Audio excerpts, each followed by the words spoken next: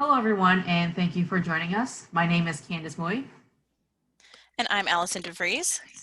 and today we'll go over how to write a compelling cover letter. Specifically, we'll cover how to start your letters, walk through each section, and provide plenty of examples. So let's get started. So when you're applying for an internship or job, you'll likely be asked to submit both a resume and a cover letter. And while a resume is a snapshot of your experiences, a cover letter is a personalized letter that highlights your interests, strengths, and experiences that back up why you're a great fit for the job. The cover letter also serves as a writing sample and should include examples that illustrate your ability to perform in the role that you're applying for. Ultimately, the goal of this letter is to convince the employer that you're able to do the job by emphasizing your interest in the company and role, while also highlighting any relevant skills that you've developed through your experiences. So here are a couple of quick tips to be mindful of before you start your letter.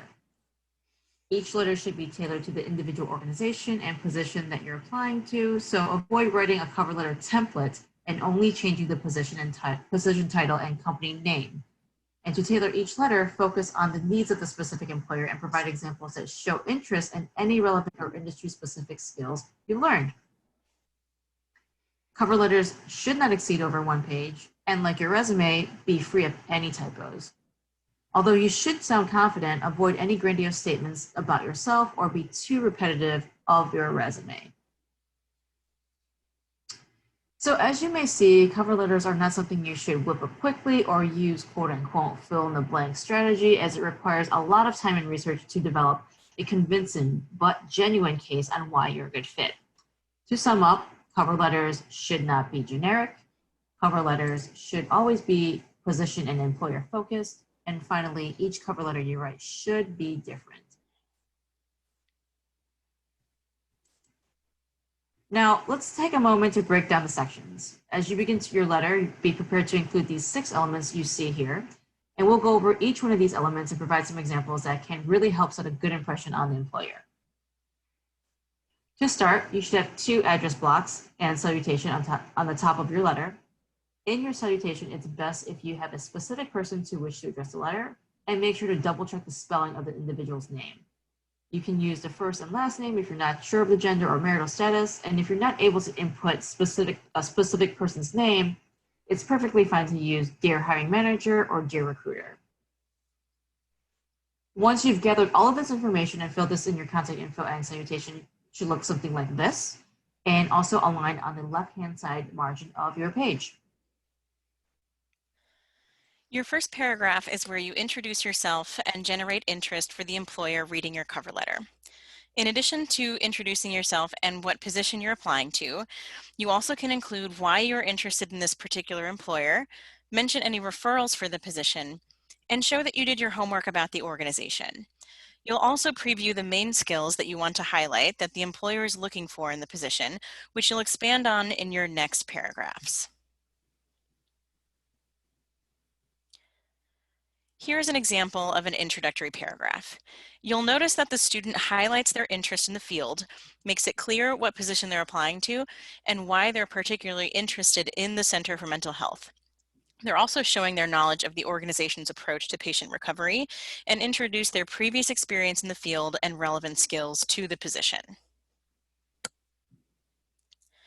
Next, you'll write 2 to 3 middle paragraphs that will highlight your strongest relevant skills through specific, detailed examples from experiences on your resume.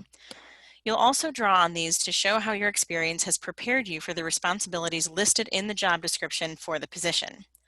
These examples will make a strong case for how you're able to take on similar responsibilities and projects in the position.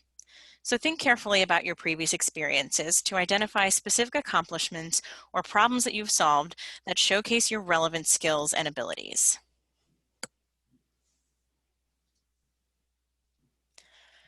Here you'll see an example of a middle paragraph for a cover letter that highlights relevant skills. You can see that the student here showcases their previous experience in the field through specific examples from their research position at North Shore Hospitals and describes their relevant clinical and clerical experience as well as the organizational skills that they developed as a result. These skills make them a great candidate for the position that they're applying to at the Center for Mental Health. You'll end your cover letter with a brief closing paragraph where you summarize your key skills and identify next steps. You thank the reader for their consideration, express interest in further discussing the position, and indicate how the employer can reach you, especially if you'll be visiting the geographical area in the near future if the position is outside of the Chicago area. Close the cover letter with a professional sign-off, like sincerely or best regards, and you're all set. As a next step, please connect with us here at Career Advancement. Are you working on a cover letter? Check out the cover letter guide on our website at careeradvancement.uchicago.edu or schedule an advising appointment to review your draft with a career advisor by scheduling an appointment on Handshake. Thank you for watching this video.